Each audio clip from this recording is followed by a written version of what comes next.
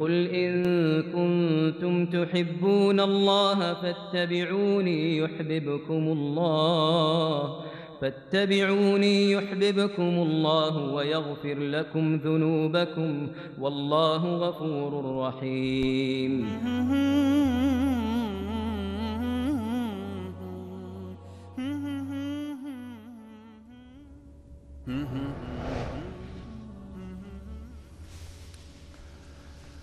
بسم الله الرحمن الرحيم. الحمد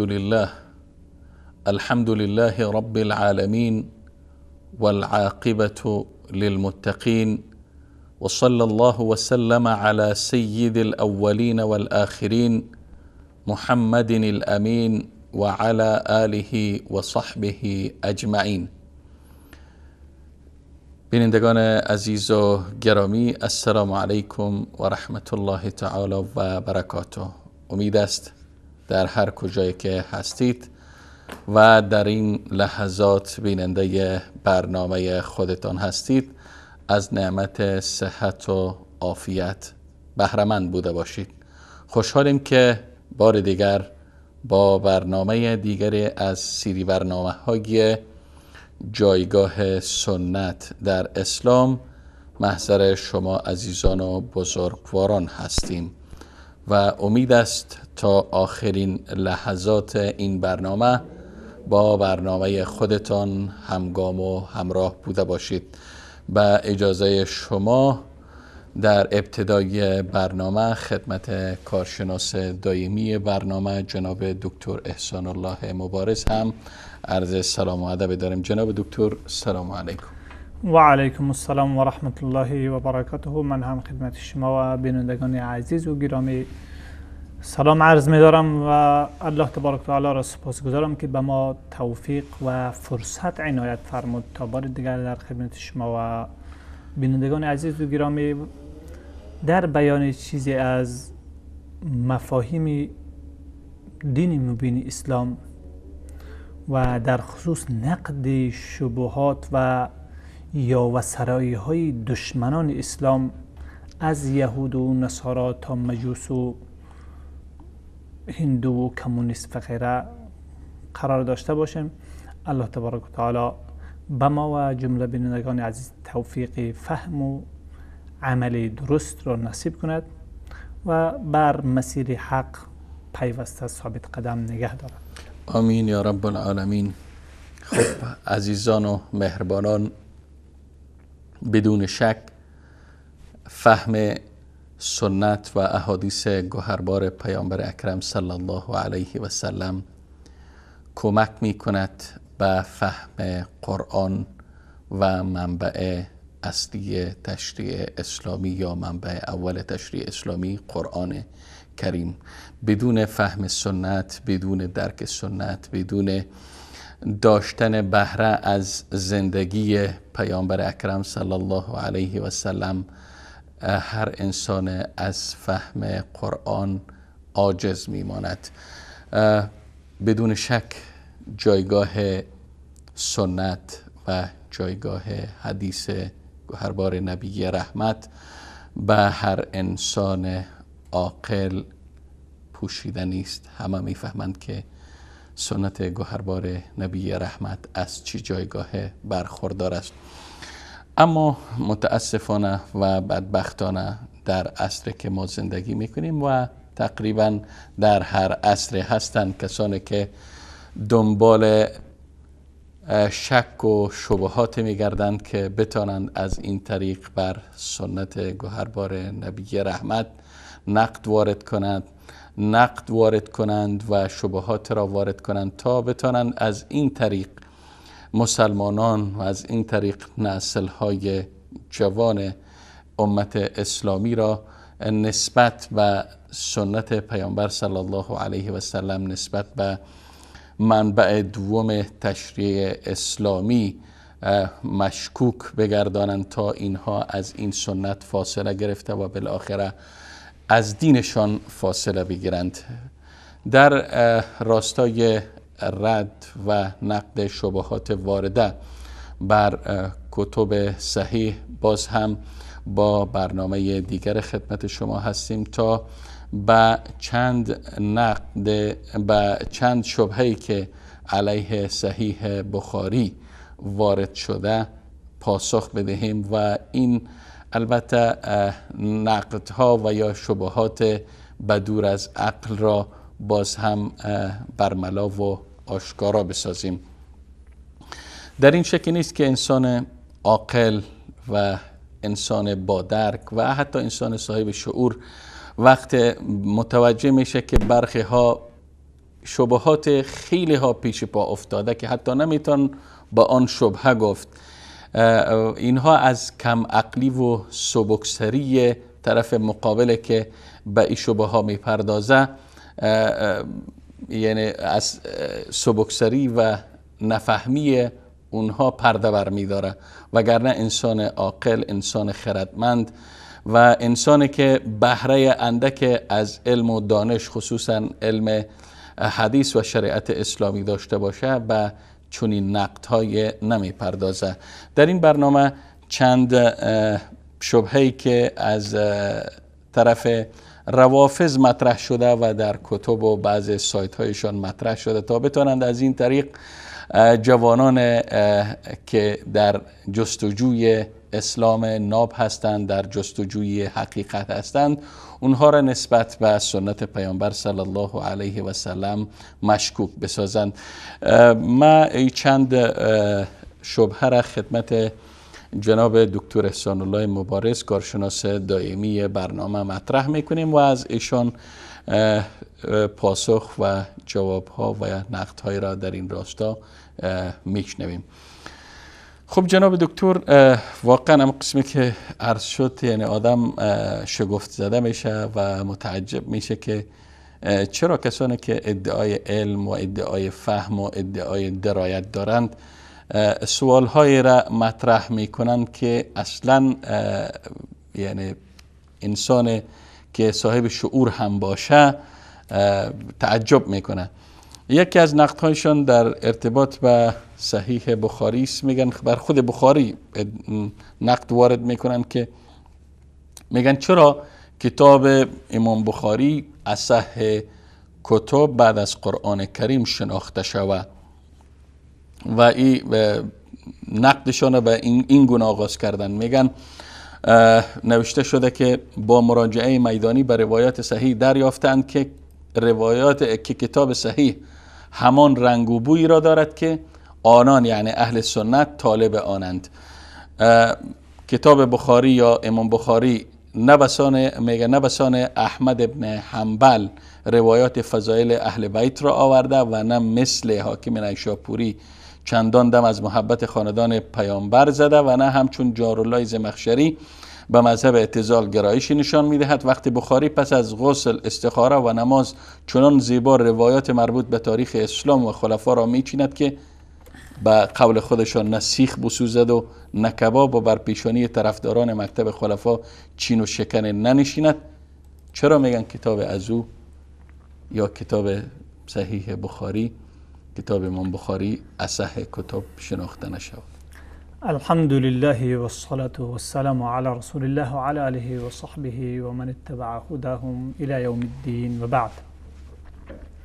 الحمد لله مایه افتخار هست برای همه مسلمانان و جمله مسلمانان به این افتخار میکنن که راهروان مسیر والای خلفای راشدین و خلفای اسلام و یاران بزرگواری رسول الله صلی الله علیه و آله و سلم بوده باشند که امیر المؤمنین ابوبکر ابن ابی قحافه ابوبکر صدیق رضی الله عنه یار غاری رسول الله صلی الله علیه و سلم سرفهرست آنها، سیدنا عمر فاروق عمر ابن الخطاب رضی الله تعالی عنه فاتح فارس و خراسان و شکننده بازوی کیسرا و خسرویان آتش پرست و بنده پرست و مستبدی که در زمانی که ملت‌های فارسی زبان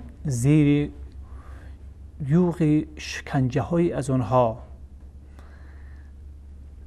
هیچ نوع ظلمی نبود که می‌چشیدند، در عین حال خود آنها فرش و لباس و فرشی زیر پایشان و قالی زیر پایشان از طلا می بود. یکی از غنایمی که مسلمان ها از آنها به دست آوردن فرشی از طلا بود که مسلمان ها او را تکه تکه تقسیم کرده باز یعنی جزء غنایم ساختن. پس شکننده اون استبداد با اون اندیشه باطل آتش پرستی و بنده پرستی، آیینی که مادر پدر همسر پدر خواهر دختر در آنها هیچ حرمتی نداشت. زمانی که آخرین شاه آن وقت شاه آن خاندان یزدگرد توسط مسلمان ها شکست و از بین رفت و در این زمان فرمان داده بود که باید تمام زنهای خاندان او زده شوند. خود در زمینی که وقتی که اون شکست، از جمله 300 همسری که داشت در میان از آنها دختری اصلی و نسبی او هم بود و این رواج عام داشت که ما در کتاب‌های اسلامی وقتی که مراجعه میکنیم یکی از مسائل که امیرالمومنین عمر ابن خطاب رضی الله تعالی عنه شکننده این فساد اخلاقی، نابود کننده این ریشه های بربریت اخلاقی در سرزمین فارس و خراسان تا بلخ زمین و همه این مناطق و سپس تکمیلگری آنها امیرالمومنین عثمان ابن عفان رضی الله تعالی عنه، زمانی که مسئله به او پیش شد به او پرسیدن وقتی که یک شخصی از این مجوسی ها از این زردشتی ها وفات میکنه در عقد نکاح او دختر یا خواهرش است، ما ایره از کدام جهت او را وارث بسازیم، میراث او را از کدام جهت باید بده. رسول الله امیرالمومنین عمر ابن خطاب رضی الله تعالی عنه ارشاد فرمودند که از آن رخی که در اسلام مشروعیت داره، که از رخ دختر بودن و یا مادر بودن و یا خواهر بودن، نه از رخ همسر بودن که در دین زردشتی که اینقدر نالان به او هستند که چرا امیرالمومنین عمر فاروق رضی الله تعالی عنه او را شکست و خلفای راشدین چرا او را شکستند. چون من به این رخ کردم، شاید بینندگان عزیز بگوین که چرا چی مناسبتی داشت. چون در اینجا پیروان خلفا وقتی که ذکر کرد ما باید روشن بسازیم که مراد این مجوسی های در عصر حاضر که زیر چتر اسلام کرده، تظاهر به محبت اهل بیت کرده، مطلبشان از خلفا کی هست و ریشه عقدشان در چی هست. لذا عقدمندترین حالتشان وقتی می شود که وقتی که از مباحث زنها صحبت کنند، چون صیغه و غیره اونجا عقده ایشان چند برابر می شود. چون با شکستن این حکمرانی راهی ازدواج با مادر، با خواهر، با دختر و جمله محارم، خاله و عمه و غیره که دور، برای ابد این راه ها را بست در صحنه عملی.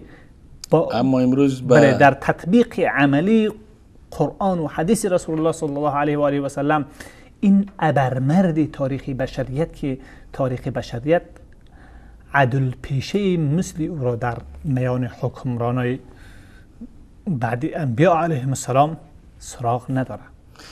پس به چه نقطه اشاره کردین جناب دکتر؟ امروز سردمدارای تهران و رژیم ولایت سفیح بگیم امروز وقت داد میزنن دائم شعار عدالت سر میتن، اما متاسفانه اینها سردار عادل اسلام حضرت عمر فاروق نشناختن که کی هست و کی بوده. شناختن اما دشمنی با اسلام، عقده در برابر فتوحات اسلامی و عقده در برابر جلوگیری از این فحاشی ها یکی همیش اونا را به سرحد کشانده و همیش مینالن که چرا فتوحات اسلامی یک جنایت بود، فتوحات در اسلام نبود، چرا اینها آمده این ریشه لانه خبیث و پلید را از این مناطق برداشتن و ما را از این جنایات و از این بدکاری ها و فحشاگری ها و شهوترانی ها منع کردن. بخشی از اون را تصریح میکنن و بخشی دیگری میگذارن. پس در اینجا موضوعی که حتی در شبکه‌های ولایت، در شبکه‌های متعددشان، حتی در مجالس رسمی، در ورکشاپ ها و کارگاه‌های مختلف رسمی که دارن، آخونده های مختلف، هم حکومتی، هم آخونده های قومی، هم آخونده هایی که خود مخالف این نظام میشمارن، از هر یکی از اونها نمونه تقبیح این عمل کردی بزرگ این ابرمردان تاریخی بشریت ابوبکر و عمر و عثمان رضی الله عنهم یافت میشه که چرا اینها فتوحات کردن و چرا این دروازه ها را بر اونها بستن. پس مایه افتخار هست برای همه و اینها اون خباثت ها را بستن، به جای اون قرآن کریم و حدیث محمد مصطفی صلی الله علیه و آله و سلم شریعت قرای الهی را جایگزین ساختن و این ملت ها همه با این اسلام خدمت کردن و کسایی که سرآمد خدمت به حدیث بود کی بود؟ بله. پس نکته در اینجا هست که عقده از کجا هست؟ عقده از کجا هست؟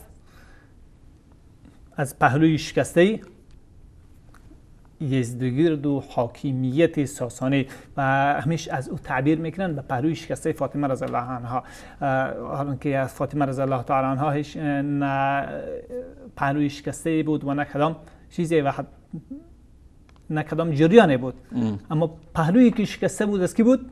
پهلوی کسرا، پهلوی امپراتوری خسرویانی که خواهر و مادر و دختر خود به نکاح میگرفتن، پهلوی اونها شکسته بود و اینها از اون نکاح ها محروم ماندن.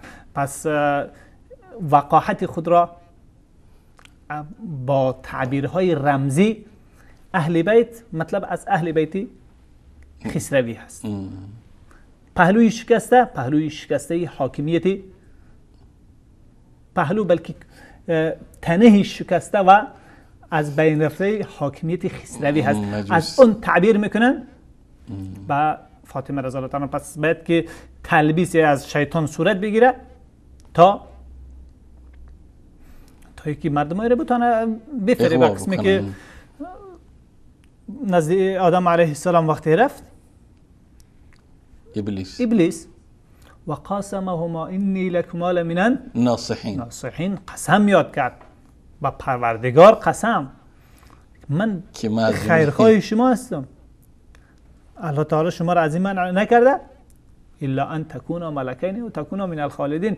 راهی فرشته شدن و راهی همیشه در دوزخ، همیشه در جنت پاییدن بر شما با این منع کردن از این درخت بسته شده، شما ایرکی بخورید دیگه حقیقت چیزی دیگری هست. شما یک باری ایره بخورید فرشته میشه و یا همیشه در جنت میمونه دیگه، مجالی خروج از جنت خروج از ایره برای باقی نمیمونه. پس اون شیطان از در ای وارد نشد که ایره بخوری شما با چیز میره. تعبیرش هم چی بود؟ اینها هم به صورت انسان‌های خیرخواه، به صورت جماعت و گروه خیرخواه از در اهل بیت داخل میشن، دائم وارد میشن تا بتونن امروز واقعا ملت‌هایی که بیچاره از اسلام دور بود. اونجا شیطان تعبیر کرده بود از این که این عمل شما را از جنت بیرون میسازه به اینکه این عمل شما را همیشه در جنت پایدار میسازه. این عمل شما را مورد قهر الهی قرار میده، از این تعبیر کرد به اینکه شما فرشته میشوه. چون تعبیرهای رمزی عکسی کاری همیش کاری شیطان هست و چوچه هایش هم همیش به همون منوال پیش میروند. لذا همیش باید از رمزیات کار گرفت تا اینکه مردم خب از این طریق خواستن با مطرح کردن این نقاط گویایی که صحیح امام بخاری را که صحیح بخاری را مورد سوال قرار بدن، زیر سوال ببرن. حالا ما در اینجا این ادعایی که هست به این برمیگردیم.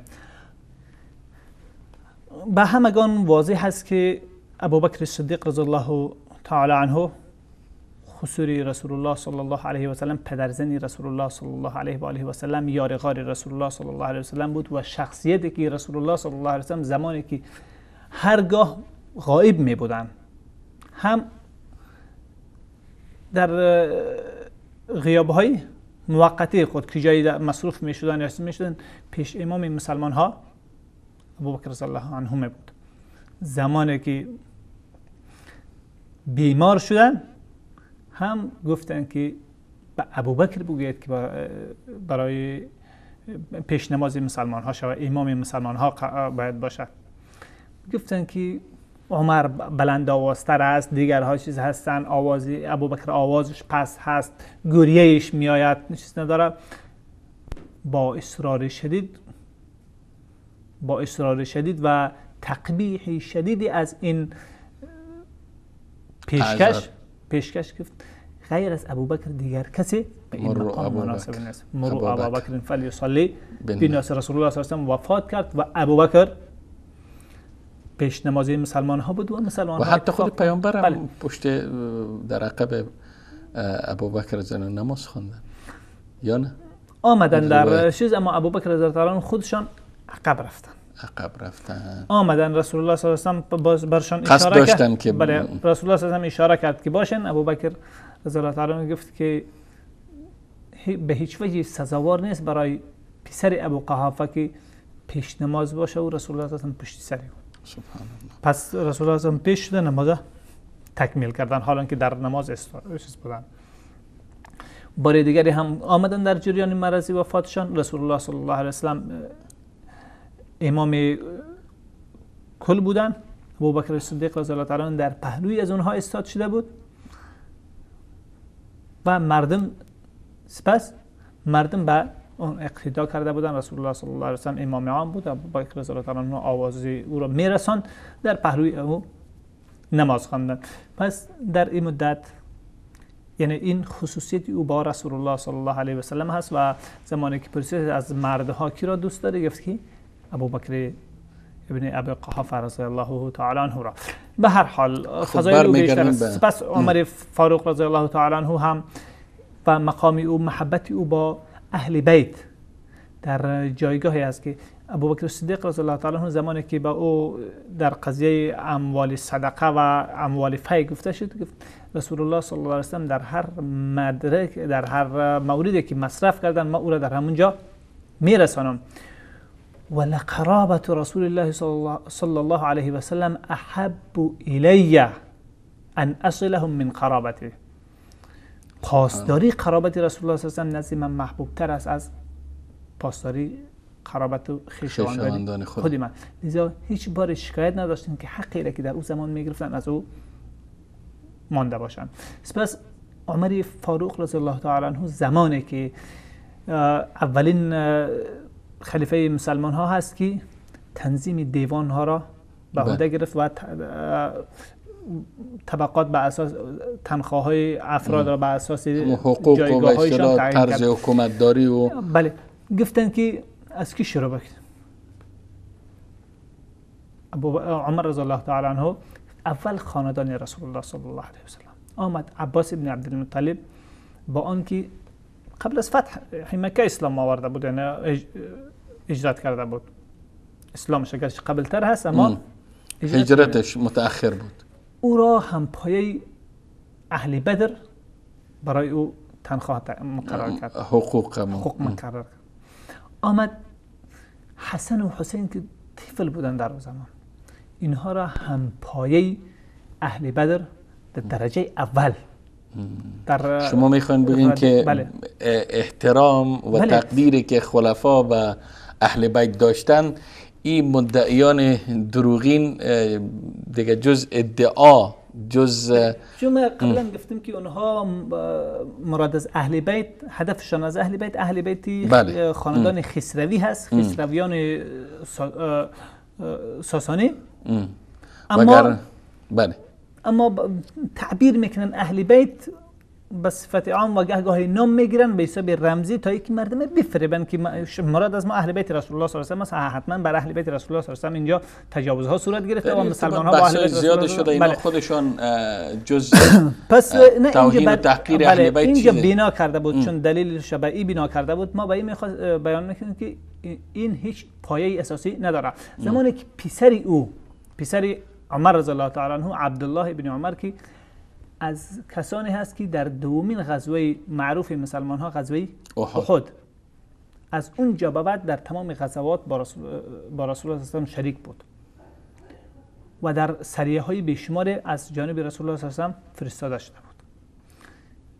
این اعتراض میکنه که میگه پدر جان، من در اسلام سبقت دارم، پیش از هجرت با پدرش یک جا مسلمان شده.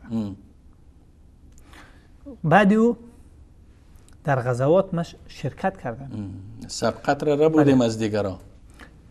با حسن و حسین که طفل بودن تو با سویه اهل بدر حقوق تعیین کرده، حقوق ماهوار، امتیاز ماهوار با اونها گذاشتی و به ما کم گذاشتی، نیم برابری از اونها هم چیز نکردی.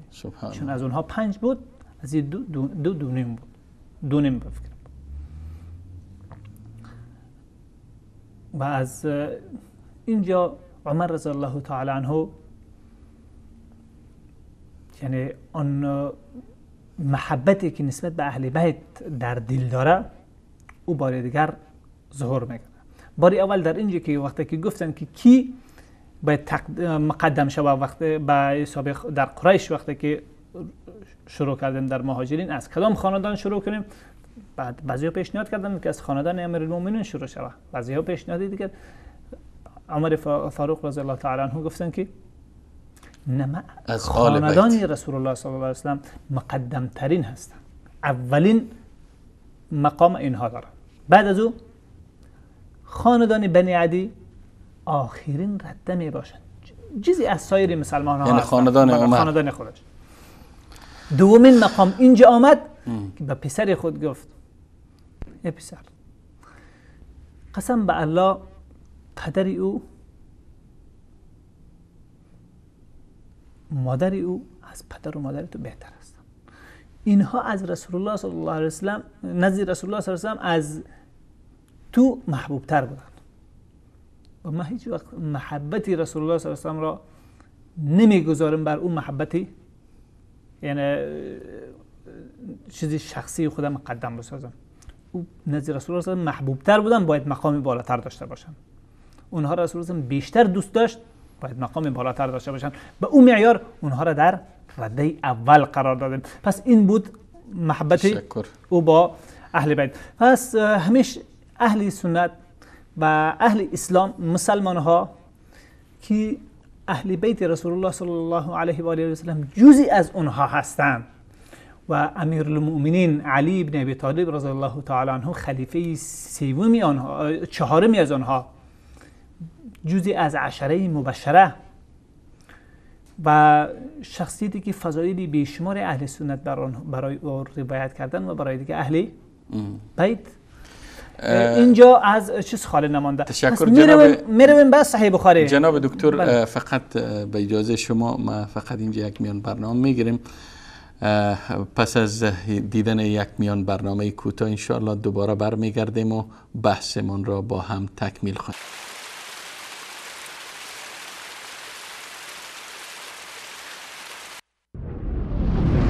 نور في الظلمات أنسي في خلواتي يا سعدي وهنائي القرآن حياتي. يا بني آدم قد أنزلنا عليكم لباسا يواري سوآتكم وريشا ولباس التقوى ذلك خير ذلك من آيات الله لعلهم يذكرون.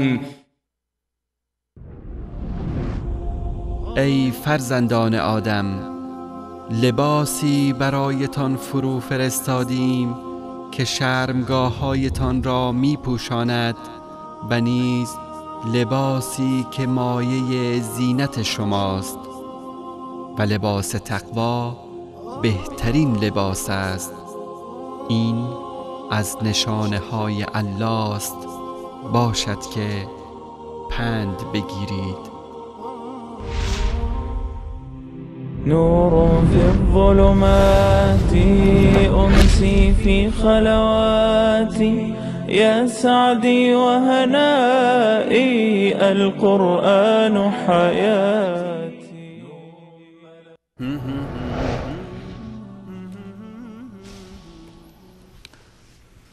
خب بینندگان عزیز و گرامی، با عرض سلام مجدد دوباره پس از دیدن یک میان برنامه خدمت شما هستیم و قبل از میان برنامه جناب دکتر داشتن در ارتباط به شبهه اولی که واقعا بیخردان روافض مطرح کرده بودن صحبت داشتن و با دیدن یک میان برنامه رشته صحبتشان قطع شد و سبحان الله صحبت های دکتر خیلی مهم بود و میشه که از این طریق شیعیانی که دنبال حق و حقیقت هستند را دعوت کرد که برن مطالعه کنن تاریخ ناب اسلام، تاریخ اصیل اسلام، تاریخ خلفای راشدین مطالعه کنن، قرائت بکنن، ببینن که چه کسان به اهل بیت احترام قائل هستند، چه کسان به اهل بیت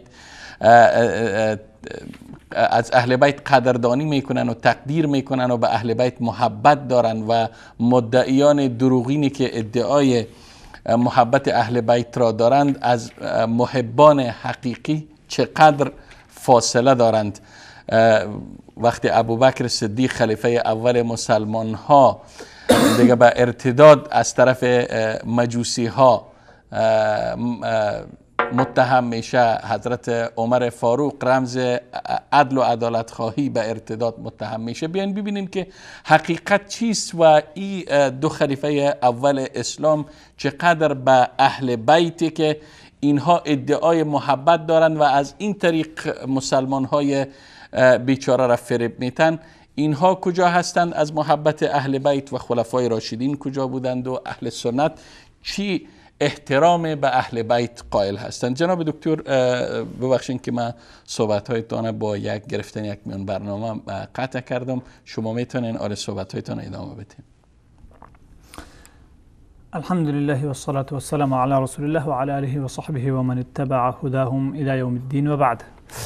ما بعد از بیان این که خلفای راشدین چی محبتی خاص به اهل بیت و چی احترامی خاص به اهل بیت داشتن، چون بحثم از جای پیدا شد که اینا از طریق محبت به آل بیت راشدین با اهل بیت مسلمان ها عقده دارن، با اهل بیت رسول الله صلی الله علیه و سلم البته، اما اونها حقیقت میگویند که با اهل بیت خسرو محبت دارند. ساسانی مسلمان ها عقده دارن آل بیت فقط کلمه مطلق آل بیت. بله. اما آل بیت کی است؟ آل بیت کی؟ آل بیت خسرو، آل بیت خاندان و حاکمیتی که با دختر خود، با مادر خود، با خواهر خود، با عمه و خاله خود ازدواج میکرد. رسما، غیر رسمی هایش بگذار، رسما ازدواج میکرد، رسما بلا حدود. یعنی شاهی از اونها 300 همسر داشت، در 300 همسر دخترش هم در میانشان بود. شاهی قبل از او پرویز پسرش او را کشت تا که زنش بگیره. تا شیرویه در شاهنامه فردوسی میتونه که با مصادر دیگر فارسی اسلامی چیز ندارن، اما با شاهنامه فردوسی حرمت دارن، اینها احترام دارن چون فارسی هست و در او داستان خیلی با حرمت گذاری های بیشمار خاندان یاد هم میکنه. در اونجا شیرویه پدرش پرویز کشت تا ای که با شیرین ازدواج کنه، اما اون ازدواج هم صورت نگرفت و در پایان حکومت ها هم شکست، حکومتشان هم پایان گرفت. خب پس در اینجا گفتیم از چی نظام دفاع میکنن و برای چی نظام مینالن و از فتوحات و شکست فتوحات اسلامی و شکستی چی پهلوی در برابر اسلام. اینها همیش نالان هستن و همیش چیخ میزنن. خب میریم پس اینجا که امام بخاری رحمه الله آیا در فضیلت اهل بیت رسول الله چون گفته بود، چون امام احمد بن حنبل روایت در فضایل اهل بیت چون نه مثل حاکم نیشاپوری چندان دم از محبت خاندان میزند، نه مثل امام احمد گفتن دم از فضایل روایات که مربوط به فضایل میشه او را نقل کرده. یعنی بخاری کاری کرده که به تعبیر ای بیخیرت ها نه سیخ بسوزه و نه کباب. بله.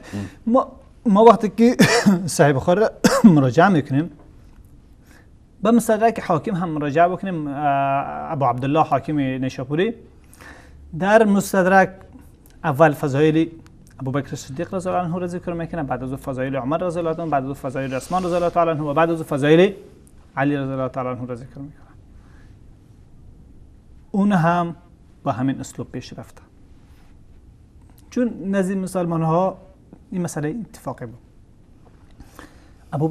امام بخاری رحمه الله هم کتابی دارن، در وسط کتابشان به نام کتاب فضائل اصحاب النبی صلی الله علیه و سلم و در بعضی نسخه‌ها کتاب المناقب.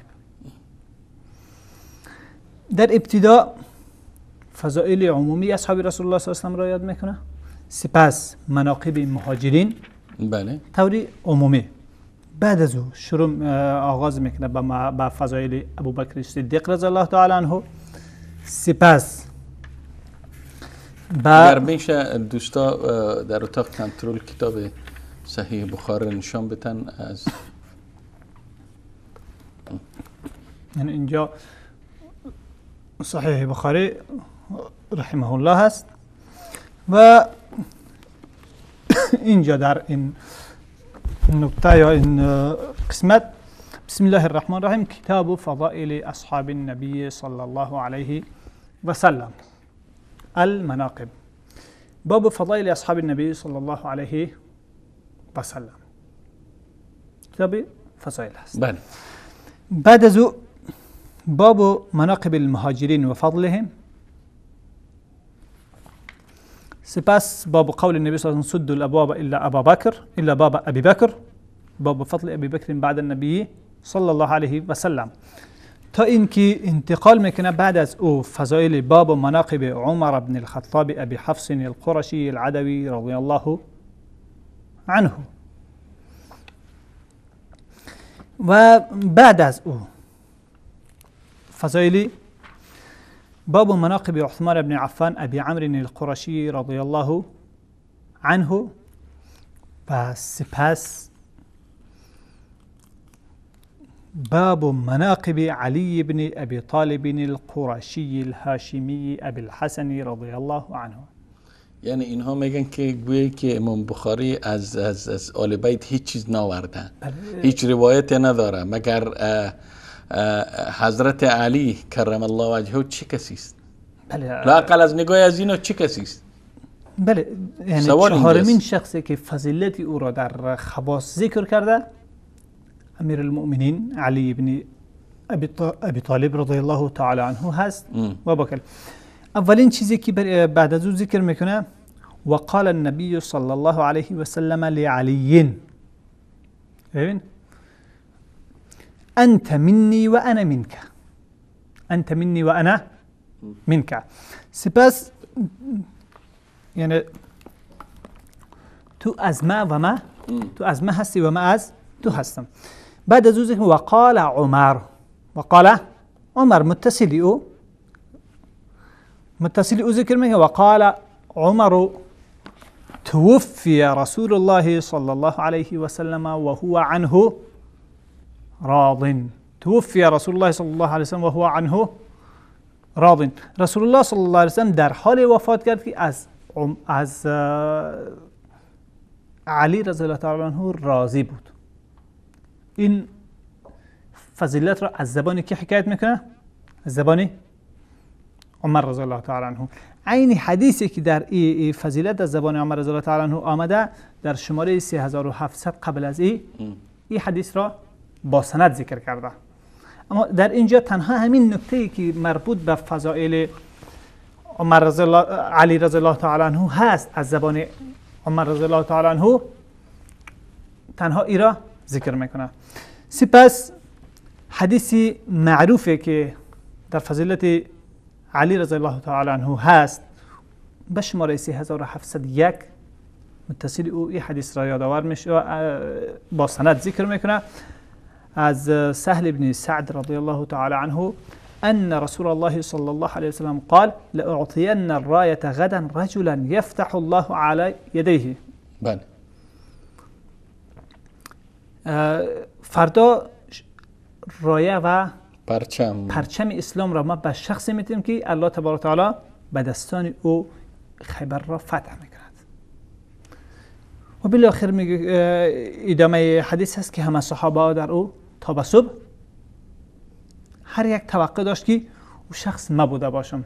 کلهم یرجون فلما اصبح الناس غدوا علی رسول الله صلی الله علیه و سلم. همشان نزد رسول الله صلی الله علیه و سلم فورا جمع شدند. کلهم یرجو ان یکون یعطاها. هر یک توقع داشت که او شخص خودی از او بوده باشه.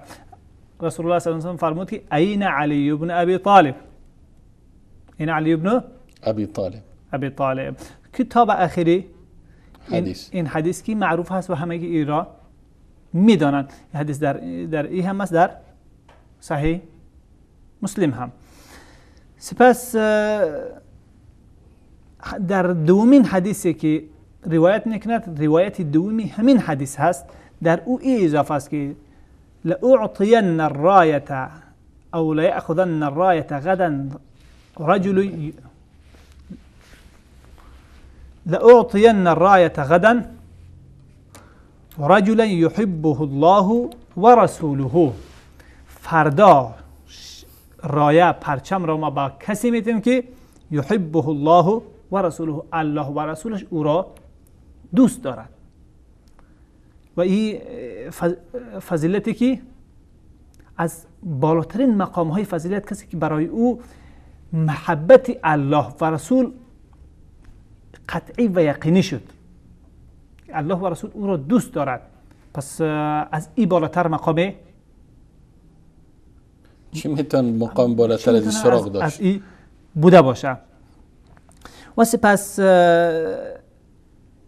حدیثی دیگری و چندین حدیثی دیگری در ارتباط به فضیلت از جالبی هست که حدیثی که بعد از یک شماره بعد هست، حدیث 3704، باز از روایت عبدالله ابن عمر رضی الله تعالی عنه است. عبدالله پسری عمر رضی الله تعالی عنه که یکی از این خوارج دسیسه‌ای آمده پرسان کرد نظر درباره عثمان و علی چی هست و تقبیحی از اینها را ذکر کرد. بیا نشسته باش. فسأله عن عثمان فذكر عن محاسن عمله. بس اعمال نیک و خب از محاسن او را ذکر کرد. بعد از او گفت لعل ذاک یسوءک، حتما این به تو بد میخوره، موجب ناراحتی تو را دنبال داره. بعد از او گفت قال نعم، او گفت بله. قال فارغم الله بانفک، الله بینی تو را به خاک بماله. ثم سأله عن علی، بعد از او از علی پرسید. فذكر محاسن عمله، پس فضائلی علی رضی الله تعالی عنه را برای او یاد آور شد. کی فضائل علی رضی؟ عبدالله ابن عمر.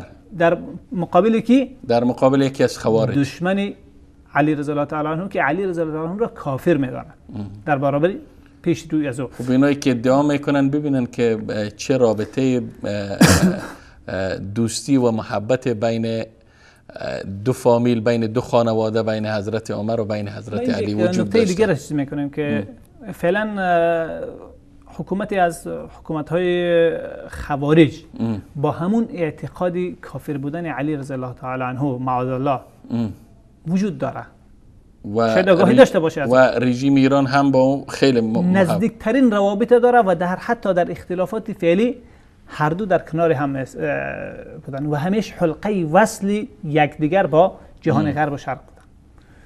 کشوری عمان هست از کشورهای خلیجی معروف هست و حتی در شدیدترین قضایایی که مربوط به امنی کشورهای خلیجی میشد هم او در پهلوی ایران بود و ایران در پهلوی او. اما از نگاه مذهب یعنی دشمنان اینها میگویند که مفتی از اینها صراحتاً مفتی از اونها مقبلانی و دیگرایشان صراحتاً میگویند که علی رضی الله تعالی عنه چی بود؟ کافر بود. هم علی رضی الله عنه رو تکفیر میکنن، هم عثمان رضی الله عنه. با آنانی که اونا میگویند خدا هست، خدای از اینا رو تکفیر میکنن، با اونها محبت دارن. اما با مسلمان ها که تنها چیزی است که قسمی که در اتفاق صحاب مسلمان ها بوده، رسول الله صلی الله علیه و سلم اولویت ها را تحدید کردن. علی رضی الله تعالی عنه چهارمین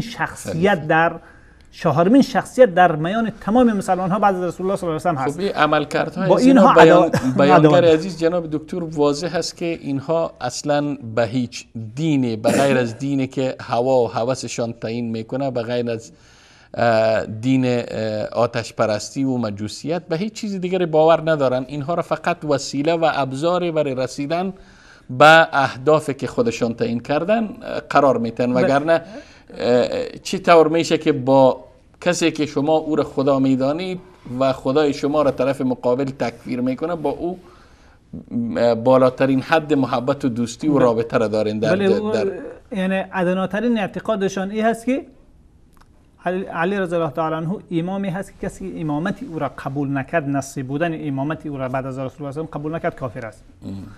و خمینی در چندین کتاب خود تصریح میکنه که امام رب که در قرآن کریم ذکر شده، خدا که در قرآن کریم ذکر شده، مراد از او امام هست. یعنی او به اعتقاد خود خمینی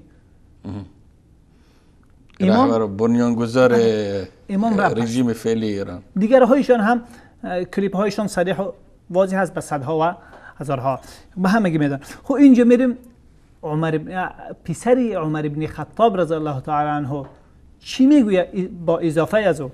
میگه هو ذاک بیته اوسط بیوت النبی صلی الله علیه و سلم. این اگر خانه ایش نگاه کن، در وسط خانه های پیامبر صلی الله علیه و سلم است، جایگاهش با رسول الله صلی الله علیه و سلم از این مشخص هست. ثم قال لعل ذاك يسوءك، شاید به تو موجب ناراحتی تو شود، تو ناراحت کنه. قال اجل، گفت بله. قال فارغم الله بانفك، الله تو را خارو رسوا بسازد. انطلق فاجهد علی جهدک، برو هر چیزی که میخوای برخلاف ما انجام بده. باور ما درباره علی رضی الله تعالی عنه از این قرار هست، تو هر تصوری که هر کاری که دلت میخواد بکن. بله. حالا کسی که این باور را درباره علی رضی الله تعالی عنه داشت، این مجوسیان به جامعه اسلام زده، خدا به جامعه اسلام زده، با او دشمنی دارن. کسی که علی رضی الله عنه را تکفیر میکرد و از قبیل اون شخص بود، با او نزدیکترین محبت و نزدیکترین روابط کلی را دارند، بلکه نمایندهشان در روابطشان تا به زمان برداشتن تحریم ها نمایندهشان خب اینا میانجیگری بود. بله بین غرب و بین واضح بود. بله. از ابتدا واضح بود. سخنگویشان بودن. سخنگوی از خب اونها واضح از جناب دکتر که اونها فقط هدفشان منافع دنیایی است و منافع دنیایی که امروز میخوان از این طریق دیگه امجاد و شکوه از دست رفتهشان که در دوران کسرا از دست داده بودن امور دوباره پس به دست بیارن. پس حدیث بعدی که در فضیلت علی رضی الله تعالی عنه ذکر میکنه از روایت خود علی رضی الله تعالی عنه هست. این هم اون نکته دیگر را تایید میکنه که آیا از علی رضی الله تعالی عنه روایت ذکر کرده یا نکرده. خب جناب دکتر فکر کنم که از این شبهه تقریبا به حد کافی جواب دادن، ان شاء الله واضح کردن. بعد از اون از این میگذاریم. علی رضی الله تعالی عنه بود.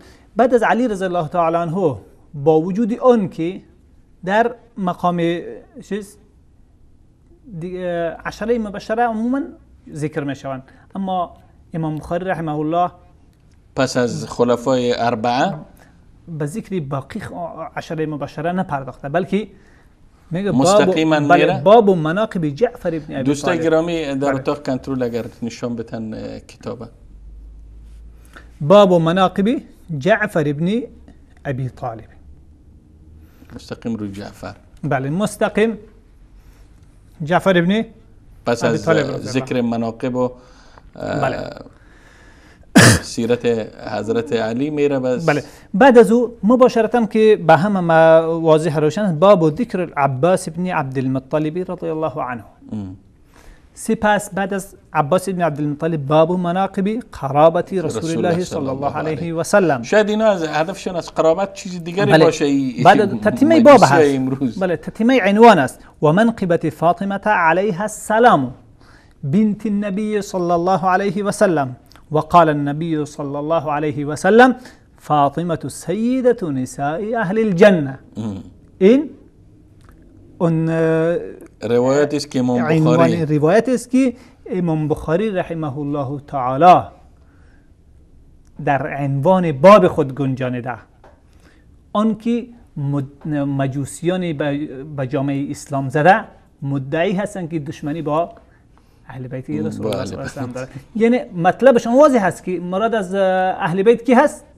اهل بیت خسرو ساسانی و اون خاندان خسرویانی یا مادر نکاح و دختر نکاح و خواهر نکاح و اونها و اینها همین نالشان بچی است که از اون ازدواج ها با محارم محروم ماندن. اگرچه تلاش کردن در باب صیغه و بابهای دیگه و دیگری را باید باز بگذارن، اما نتوانستن که به اون لذا باید برای او بنالن. خب پس در اینجا هم حدیث از روایت عایشه صدیقه رضی الله تعالی عنها هست در فضیلت فاطمه رضی الله تعالی عنها. در ادامه او از ابوبکر صدیق رضی الله تعالی عنه که همون مطلبی را که قبلا یادآور شدیم که ابوبکر صدیق رضی الله تعالی عنه میگوید که فرمود که و ذکر قرابتهم. ابوبکر صدیق رضی الله عنه فضیلت علی رضی الله تعالی عنه و قرابت رسول الله صلی الله علیه و سلم را یادآور شد. و ذکر قرابتهم من رسول الله صلی الله علیه و سلم و حقهم و حقشان. فتكلم أبو بكر فقال والذي نفسي بيده قسم بأوزاتك نفسي ما جاني ما بدستي أوست لقرابة رسول الله صلى الله عليه وسلم أحب إلي أن أصل من قرابتي. حرمت گذاری و پاسداری قرابت رسول الله صلی الله علیه و سلم نزد من محبوب تر است از مقدم تر و محبوب تر از نسبت به قرابت خودم.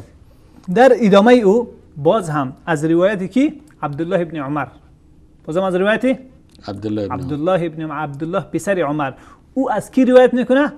از ابوبکر صدیق رضی الله تعالی عنه که میگه در وصیت خود گفت، در وصیت‌نامه خود گفت که ارقبوا محمدا صلی الله علیه و سلم فی اهل بیته. رسول الله صلی الله علیه و سلم را، خاطر رسول الله صلی الله علیه و سلم را در اهل بیتش اگر میخواین با رسول الله صلی الله علیه و سلم نزدیکی بکنین، رضایت رسول الله صلی الله علیه و سلم به دست بیارین، با قرابت با خویشاوندا با اهل بیت ازو چه کنین؟ بله، نزدیکی بکنین و رعایت بکنین، اونها را حقشان، حرمت گذاری بکنه، حقی از اونها را پاسداری بکنه و رسول الله صلی الله علیه و سلم حقوقش، حرمت رسول الله صلی الله علیه و سلم در خانواده حفظ بکنه. پس این کی هست؟ چون میدونسته امام بخاری رحمه الله که مجوسی ها در برابر مسلمان ها چی دسیسه های دارن، با چی حیله پیش میرون. همون است که امام بخاری رحمه الله در خلق افعال العباد ذکر میکنه که جهمیه و معتزله ملتانی، دو ملت غیر از اهل اسلام هستند. چون میدونست که اونها چی دارن. و باز اینجا هم یاد چیز امروز جناب دکتر جوانان شیعه جوانای بیدار هستند، دنبال تحقیق هستند، تحقیق میکنن و این مسائلی که مطرح میشه از طرف آخوندای کهنکار و آخوندایی که در صدد ضربه زدن به اسلام هستند، اینا برشان آشکار میشه و انشالله کم کم دارند به طرف اسلام حقیقی هدایت میشن و قبول میکنن اسلام. اگر اجازه بدین جناب دکتر باز هم میریم به سراغ روایت آخری را چیز بگذاریم. چون آخرین روایتی هم که امام بخاری رحمه الله در فضیلت فاطمه رضی الله تعالی عنها ذکر میکنه، اون هم روایتی که هست عایشه صدیقه رضی الله تعالی عنها، از روایتی که عروه پسر زبیر رضی الله تعالی عنها، عروه پسر زبیر رضی الله تعالی عنها روایت میکنه از عایشه صدیقه رضی الله تعالی عنها در فضیلت فاطمه رضی الله تعالی عنها. پس تأکید بالای تأکید و رسول امام بخاری رحمه الله یکی از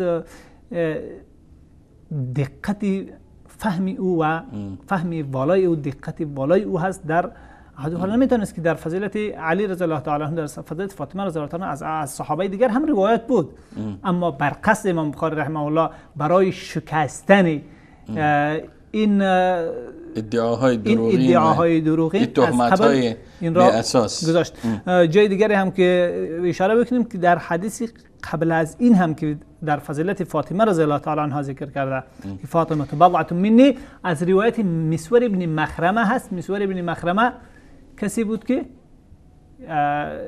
خواهرزاده عبدالرحمن ابن عوف رضی الله تعالی عنه و از نزدیکای عثمان رضی الله تعالی عنه است. سبحان الله. یعنی پس در اینجا سبحان الله نشان میده که توفیق الله تعالی را که خداوند همیشه با این مردی که اخلاص کرده و احادیث پیامبر صلی الله علیه و سلم جمع آوری کرده و واقعا صحیح ترین کتاب در نزد مسلمانان بعد از قرآن کریم به شمار میره، بود نظر از او نشان میده و توفیق الله تعالی را نشان میده که چه توفیق بر از عنایت کرده بوده. خب بینندگان عزیز و گرامی، با هم یک میان برنامه کوتاه را میبینیم و پس از دیدن میان برنامه انشالله موضوعات دنبال خواهیم کرد.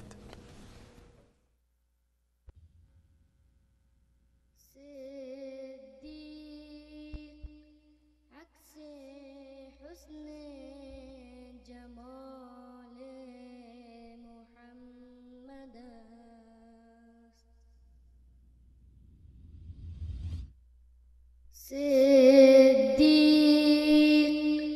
عکس حسن جمال محمد است. فاروق ذل جاه و جلال محمد است.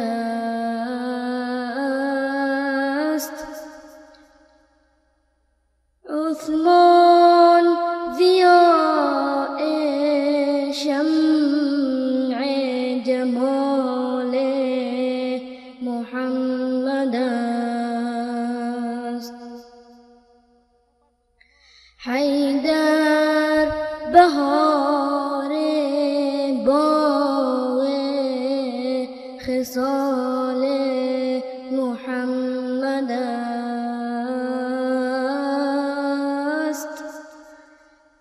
اسلام ما اطاعت اصحاب احمد است.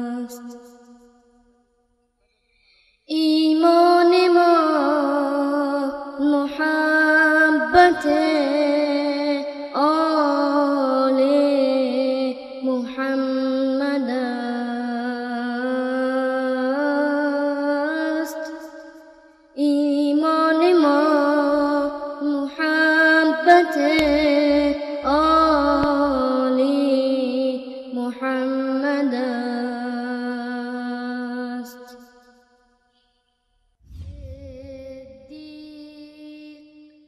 عکس حسن جمال محمد است. فاروق ذل جاه و جلال محمد است.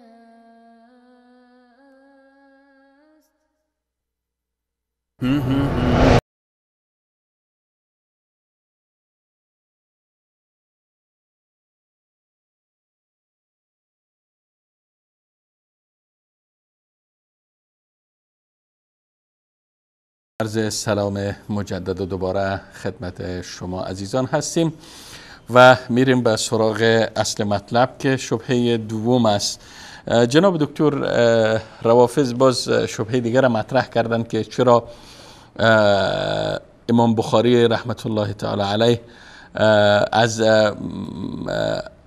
ابو هریره 446 حدیث نقل کرده و از عبدالله ابن عمر 270 و از ام المؤمنین عایشه رضی الله تعالی عنها 242 و ابو موسی و به همین ترتیب عده صحابه را ذکر کردن، گفتن ولی از علی بجز 19 حدیث دیگه هیچ حدیث ذکر نکردن و همچنین از فاطمه رضی الله تعالی عنها بجز یک حدیث و از دیگه اهل بیت از امام حسن و دیگه ها هیچ حدیثی ذکر نکردن.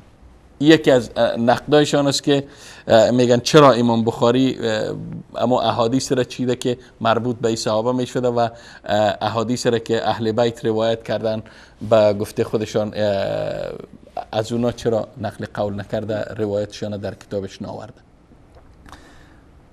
الحمدلله و الصلاة و السلام علی رسول الله و علی آله و صحبه و من تبع هداهم الی یوم الدین. و بعد بینندگان عزیز، برای همگان واضح شد اگر شما همه آنچه که امام بخاری رحمه الله در فضیلت اهل بیت آورده بود همه او را یادآور نشدیم، چیزهای دیگری از او مانده.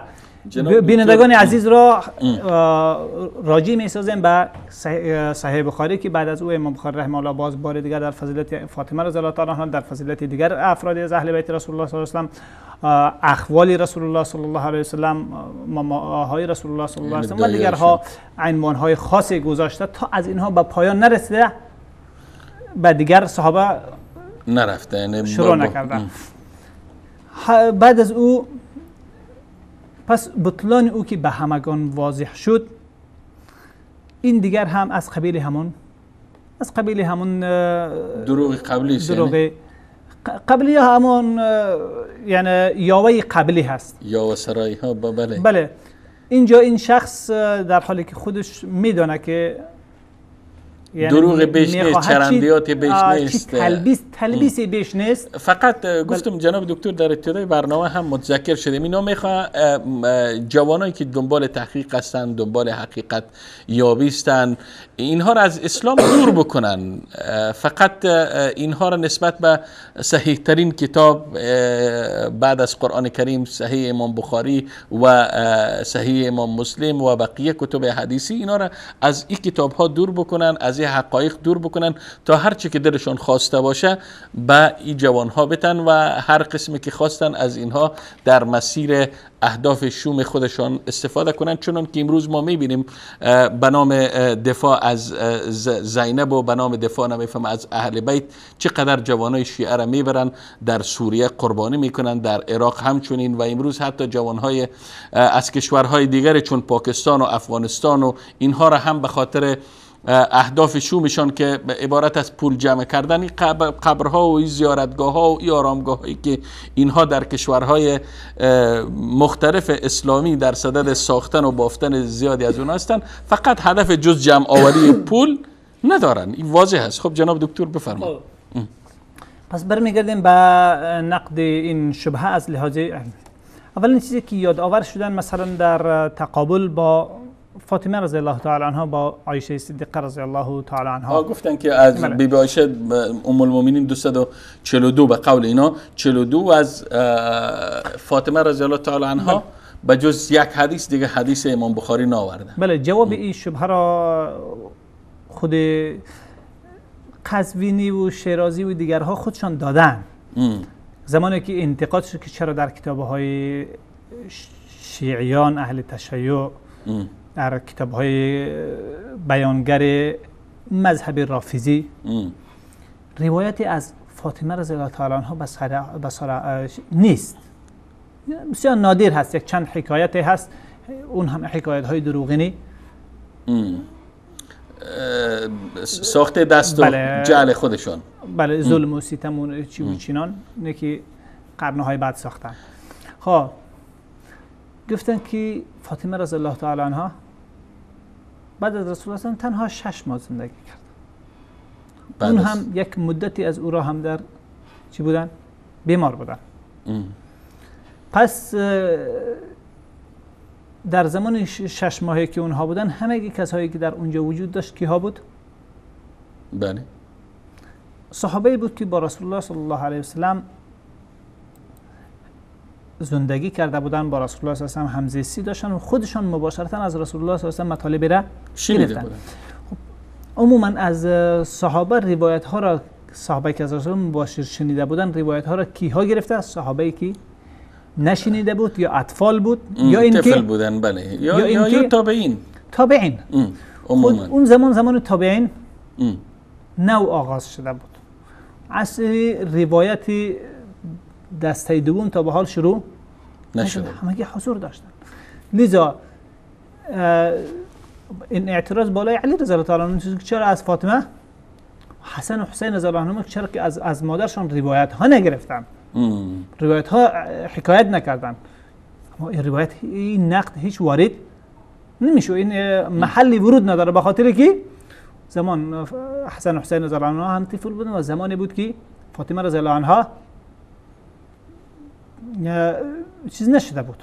حتی جناب دکتر عزیز گذشته میگن چرا از امام فرقه زیدیه زید ابن علی اینا حدیث روایت نکردن، چرا از امام باقر روایت نکردن، چرا از بقیه ائمه این ادعا را دارن. به اون میرویم.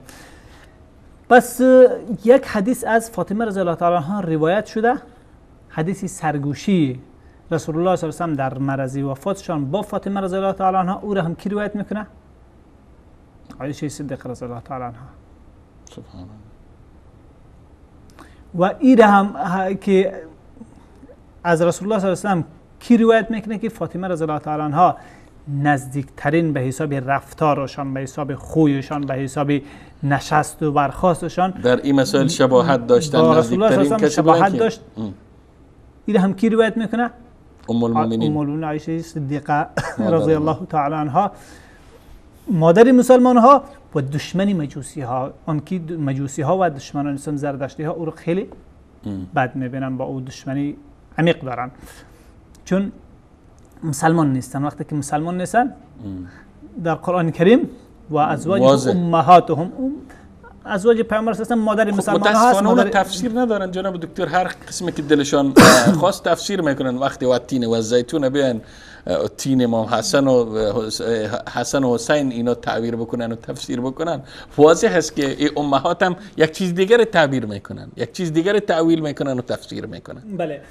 پس فاطمه رضی الله تعالی عنها موردی عصر زمانی که اونها زندگیشان بود، زمانی خیلی محدود بود، زمانی محدود بود، لذا از اونها روایت قدر نیامده.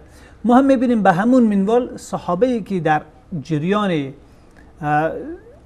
جنگ‌های بعد از رسول الله صلی الله علیه و آله مباشرتاً یا مدت کوتاهی وفات کردن، در جریان جنگ‌هایی که با مرتدین به شهادت رسیدن، 70 تن از قرای قرآن کریم در شمار صدها مسلمان که در جنگ‌های مرتدین در برابر مسیلمه کذاب پیشتازی این روافضی 12 قسم، البته من نمیگویم، با اعتراف افراد بیشمار آیت الله تهرانی و دیگر آخونده های همین ولایت فقیه که میگه جنگ با مرتدین نبود، شیعیان دسته اول شیعیان بودن، با بهانه مرتدین اونها را از بین بردن. کی بود؟ عجیب. بله. که مسیلمه کذاب بود و اسود عنسی بود و اینا شیعه بودن؟ آخونده میگوین که مرتدینی نبود، ارتدادی نبود. نه تنها یکیشان بلکه از شبکه ولایت تا شبکه های دیگره در حدی که از اونها این زبان زد شده و تصریح شده. پس کسی که چیز هست این صحابه ای که در این جریان ها بعد از مدت بعد از وفات فاطمه رضی الله تعالی عنها به شهادت رسیدن، از اونها هم روایت نمانده. چرا؟ زمانی که دسته دوم طبقه تابعین بر روایت پرداختن اونها نبودن. پس اینها که روایت نقل میکردن از اونها نگردن، فرصت نقل روایت با اونها میسر نشد. برمیگردیم به چرا این شخص میگن چرا از علی رضی الله تعالی عنه که باب مدینه العلم بود، میگن چرا 19 حدیث به جز 19 حدیث چرا بیشتر از این روایت نقل نشده در کتاب امام بخاری؟ بله، در فتاوا از علی رضی الله تعالی عنه شمار زیاد نقل شده در کتاب‌های اهل سنت.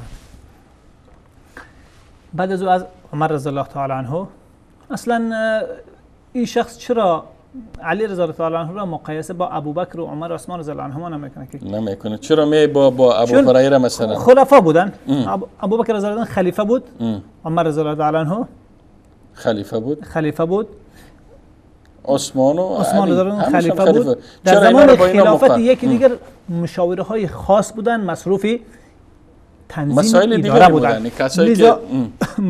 لذا وقتی که یکی از علمای تابعین هست در تعلیم علم مشوره میخواه، میگه که عمر خو علمش والا هست، از عبدالله بن مسعود رضی الله تعالی عنه، از معاذ بن جبل رضی الله عنه.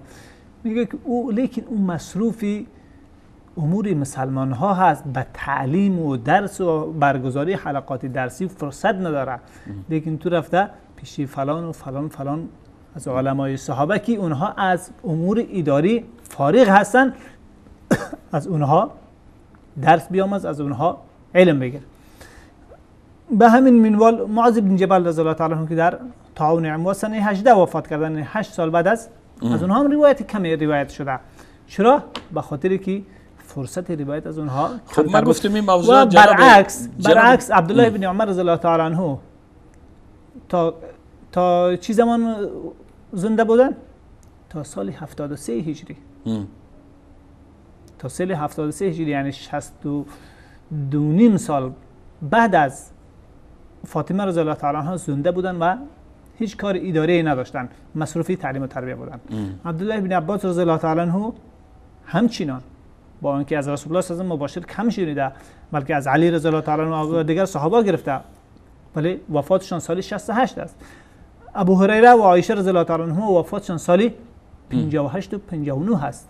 58 و 59، یعنی اینها بعد از رسول الله صلی الله علیه و سلم به دامنه 40 سال، چیزی کمتر 38 سال زنده بودن و مصروفیتشان تنها نشر علم بود. لذا از اونها احادیث بیشتر نشر شده. خب جناب دکتر، اما قسمی که من در آغاز هم اشاره شد، این شبهاتی است که از طرف از اونا باعث شبهه فقط هدفشان دور کردن حل است. انشالله روی از بحث بیشتر نداریم. یکی از شبههای دیگر یا چیزایی که دیگر میرم به حساب دیگر ائمه وقتی که ذکر میکنه، امام بخاری در صحیح بخاری از علی رضی الله عنه حدیث داره، از علی زین العابدین علی ابن حسین رضی الله عنه حدیث داره، از امام حسن گفتن، از امام محمد باقر حدیث داره، امام مسلم رحمه الله از امام جعفر صادق حدیث داره. و اما امام موسی کاظم، علی رضا، اینها از اهل علم بودن و علمای اسلام تصریح کرده، صراحت دارن که راویان صادق از اونها پیدا نشد. لذا ما ابو عبدالله حاکم در معرفت علوم حدیث وقتی که ابنای رسول الله، ابنای صحابه را ذکر میکنه که معرفت ابنای صحابه یک عنوان میگذاره، فرزندان صحابه. بله، در اونجا میگه که پس آغاز میکنیم از ابنای رسول الله صلی الله علیه و سلم. باز استدلال میکنه به یکی حسن و حسین رضی الله عنهما ابنای رسول الله صلی الله علیه و سلم حساب میشوند. سپس نسلی از اونها.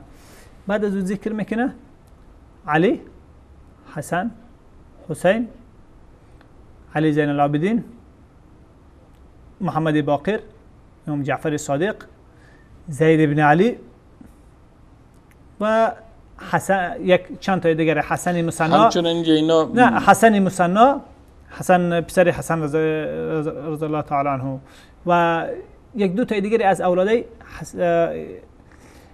که حسن رضی الله تعالی عنه و از اولادای حسین رضی الله تعالی عنه همون افرادی که یادآور شدن. میگه از غیر از اینها به دامنه 200 تن از خاندان نبوت اهل بیت از تقریبا 200 تن احادیث روایت شده، اما از بجز این افراد از هیچ یک از اونها به سند صحیح حدیث نقل نشده، چون کسانی که از اونها مباشرت روایت میکردن نوع انزوایی داشتن به حسابی وضع عام سیاسی و غیره که بود. افرادی که از اونها روایت میکرد هیچ کدامش ثقه نبود، لذا از اینهایی که ثقه بودن مسلمان ها در کتاب های صحاح احادیث دارن، صحیح بخاری، صحیح مسلم، صحیح ابن خزیمه، صحیح ابن حبان و دیگرها. و همون ابو عبدالله حاکم است که قبلا گفته بود که چون حاکم نیشاپوری چندان دم از محبت خاندان نمیزند، یعنی بخاری میگه که امام بخاری با مانند حاکم نیشاپوری چندان از اما حاکم نیشاپوری بیان کرده که از غیر از اونها امام جواد که چیز نبود، عالم نبود، حتی این رو آوردن امام جواد و امام هادی که هم عصر امام جواد که عالم نبود، بی سواد بود، چیز دیگرش هم هادی هم به همون شکل. حسن عسکری عالم بود اما شاگرد ثقه از اون نماند تا مردم از او روایت بکنه، بلکه به حد چیز بود که دروغ فرضاً شاگردای دروغگوی از او، یعنی خدا به او نسبت داد که با آن که مادری از او، برادری او جعفر برادرشان و دیگرها همگی چیز داشتن که از این بزرگوار فرزند نمانده، اینها مدعی شدن که یک فرزند مانده اما او را کس ندیده. اینها یک فرزند دروغینی هم برای او ساختن. خب یک قسم افراد از یک شخص روایت کنه، مسلمان چی اعتباری داره روایات این افراد از اون قسم شخصیت ها؟ پس موضوعی که شده از تا به حدی که از اونها با سند صحیح روایات آمد روایت کردن و جایی که احیانا یک مسئله دیگه که ما باید اینجا تأکید چیز بکنم و این شبهه خیلی ها طرح می شود. تمام قسمی که ما قبلا در مطلب دیگه یادآور شدیم که امام بخاری رحمه الله تصریح کردن که همه احادیث صحیح را ما در اینجا جمع نکردم. بله. به همون منوال از همه راوی های ثقه امام بخاری رحمه الله روایت نکرده. در ابتدای کتابی را تصریح کردن؟ نه، این تصریح نکرده، این واقعیت کتاب هست، چون در کتاب‌های دیگرش بسیار راوی‌های را ثقه گفته که در این صحیح بخاری از اونها روایت نکرده. به طور مثال امام شافعی رحمه الله، امام بخاری رحمه الله از امام شافعی در صحیح بخاری حدیث نداره، حالا که شاگرد امام شافعی را درک کرده بود. ابو داود طیالسی ثقه‌های مشهور بود، مسند داره، از اون روایت در صحیح بخاری نه آورده و شبیه از اینها افرادی بیشمار دیگره، چون افراد همپایه از اینها را امام بخاری خودش مباشرتا درک کرده. مثلا امام شافعی از شعبه اگر روایت میکرد به یک واسطه روایت میکرد، امام بخاری اگر از امام شافعی میخواست روایت بکنه با چند واسطه؟ یک شاگرد امام شافعی، بعد از او امام شافعی باز استاد او باز میرسید به شعبه. امام بخاری ده ها استاد داره که مباشرتاً شاگردای مباشری شعبه هستند، شاگردهای مباشری سفیان ثوری هستند، شاگردهای مباشری امام مالک رحمه الله هستند. پس به او اساس از لازم ندید که با واسطه های چنده از امام مالک روایت بکنه تا اینکه امام شافعی در وسط بیاید. این هم یک نکته مهمی هست در باب رواتی که احیانا بس اوقات بعضی ها شبه طرح میکنن که این امام بخاری از این در صحیح بخاری خود روایت نکرده، اشکال در وجود داشته باشه، یا اینکه نزد او مشکل در روایت این بوده باشه. این را نقل میکنه نه، امام بخاری رحمه الله بر مبنای علمی وقتی که سند عالی تر می داشت لازم نمیبود که با روایت های ضعیف یا که با سندهای طولانی از اشخاص روایت کنه. و این نکته مهمی هست که باید یعنی بینندگان عزیز در این دقیق بوده باشن. خیلی از اشکالاتی که بس اوقات طرح میشه او را حل میکنن. تشکر جناب دکتر. ما میخواستم که شبهه بعدی را هم در اینجا طرح کنیم اما وقت باقی نمانده است. در پایان برنامه از شما جهان سپاس و امتنان دارم که در ارتباط به دو شبهه که مطرح شد و یا دو اشکال که مطرح شد که حتی نمیشه اینا را به اینا اشکال بگیم، به اینها پاسخ دادین و امیدوار هستیم که جوانان محقق و آنانی که دنبال حق و حقیقت هستند با مطالعه و مراجعه به تاریخ اسلام پی ببرند که این شبهه ها و این اشکالات چرا مطرح میشه و این اشکالات همیشه حل شده است، اصلا اشکال نداره. چون که جناب دکتر در اشکال دوم اشاره کردن، اینها میخوان حتی از هر کسی که اینها به او باور دارن و او را امام میدانن باید از او امام بخاری در کتابش گویا روایت میکرد. اینکه درست است یا نادرست است اوش مهم نیست برای اینها، مهم این است که بخاری باید روایت میکرد و هدفشان هم روایت نیست، هدفشان فقط است که کتاب صحیح امام بخاری را به چالش بکشن و اعتماد مسلمانان را نسبت به این کتاب مخدوش بکنن. اینجا در یک نیم دقیقه وقت بوده باشه میگه امام بخاری رحمه الله از علی زین العابدین رحمه الله 7 جای روایت میکنه. جالبی هست که در یکی از اینها سند امام بخاری است از زهری ابن شهاب زهری که او را هم این دشمنان اسلام خیلی بد میبینن، به خاطر که او هم احادیث رسول الله صلی الله علیه و آله را حافظ احادیث رسول الله صلی الله علیه و آله بود، اسم ابو هریره و به مردم نقل کرده بود. از علی ابن حسین علی زین العابدین ان حسین ابن علی اخبره، و از حسین رضی الله عنه ان علی رضی الله عنه، یعنی سلسله سند حدیث طولانی هست روایت میکنه در اینجا از علی زین العابدین، او از پدرشان حسین رضی الله تعالی عنه و او از پدر بزرگوارشان علی رضی الله تعالی عنه در یک سلسله سندی از هر سهشان به شماره 3091. نه انشاءالله. تشکر جناب دکتر. انشاءالله که جوانهای بیدار این مسائل پیششان انشاءالله حل است و مراجعه میکنن و این اشکالاتی که از طرف برخی ها مطرح میشه و اهدافی که در عقب طرح این گونه شبهات وجود داره انشاءالله که برملا و آشکار شده باشه از خلال برنامه. تا برنامه دیگر و دیدار دیگر همه شما عزیزان را به پناه یکتای بی همتا می سپارم. خدا یار نگهدارتان و السلام علیکم و رحمت الله تعالی و برکاته.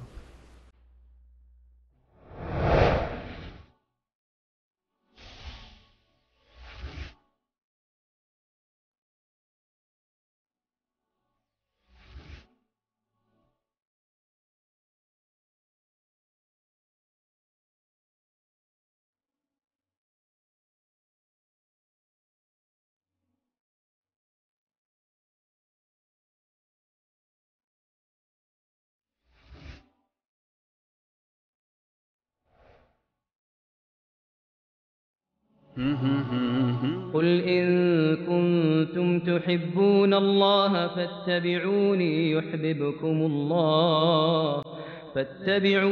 يحببكم الله ويغفر لكم ذنوبكم والله غفور رحيم.